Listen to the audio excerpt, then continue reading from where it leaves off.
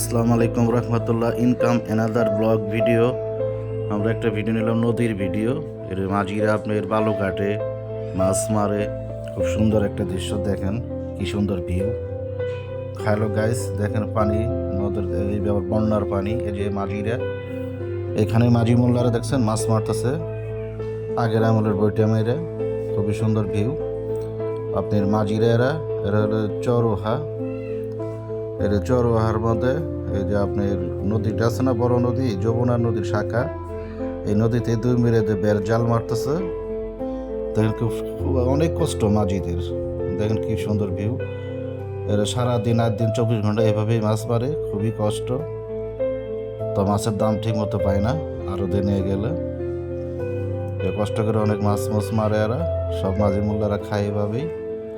আগের আমলের দৃশ্যটা দেখেন। এরা কয় বের জাল দিলে মাছটা খুব সুন্দরভাবে মারে এরা। ছোট মলা ঢেলা যত ধরনের মাছ আছে এরাই মারে শস্যাবাড়ি বাজারে নিয়ে আসে, জামালপুরে নিয়ে যায়। এই যে আমরা ব্রিজের উপরে খাড়া আছি নদীর মাঝখানে। দেখেন কি সুন্দর ভিউ।